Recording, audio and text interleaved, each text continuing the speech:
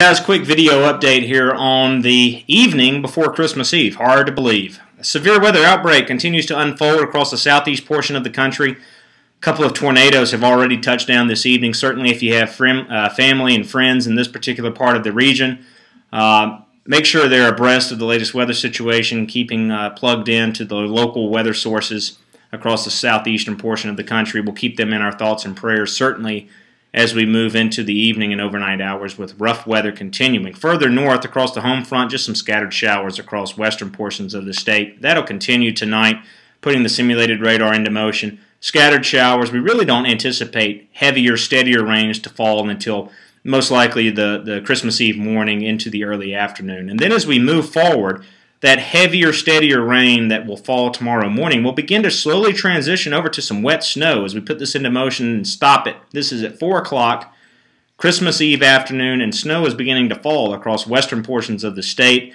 That will slowly continue to advance east and engulf most of central Indiana. Now, there is going to be a couple of issues here. One, obviously, it was very warm today, downright warm, especially for this time of year, in the middle 50s. The ground and road surfaces are warm.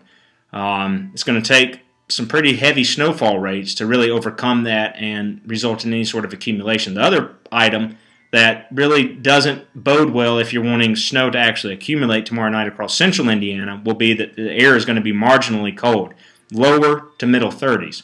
Wet, heavy flakes of snow will be falling. It'll lead to a festive atmosphere on Christmas Eve, as we all want, or most of us want at least. But I don't think it's going to really be until you get further north into northern portions of the state before you really encounter road problems and much in the way of significant accumulation, at least the way we see things playing out right now. Putting this into motion, though, early flurries Christmas morning. We'll get out of here. We'll get back into some sunshine as highs top out around the 40-degree mark, probably 38 to 41 throughout central Indiana. And then we've got some interesting times ahead in that Sunday-Monday time period. This is taking a look at the latest GFS. I don't think the GFS really has a good handle on things right now. I don't think it understands the resistance that the southeast ridge is going to put up with a wave of low pressure that moves along a pressing Arctic boundary late in the weekend and early next week. As of now, we're basing our forecast more on the side of the European and the Canadian solutions, which would include the mention of snow and ice Sunday into Monday. Is that the correct solution? Only the good Lord above knows what the weather is going to be here as we move forward. Obviously, there's been several challenges with some of these models dealing with these systems as of late.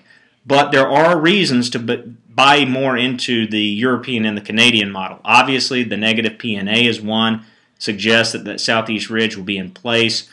And the Arctic Oscillation, or the AO, is trending negative too. So that's going to provide the cold air. So when you can get a negative PNA and a negative AO, that's not an entirely bad pattern whatsoever for our particular part of the country, as you have enough resistance from that southeast ridge in place and the cold air supplied by the AO. So lots to look at in the days ahead. As of now, we just wanted to show you the GFS.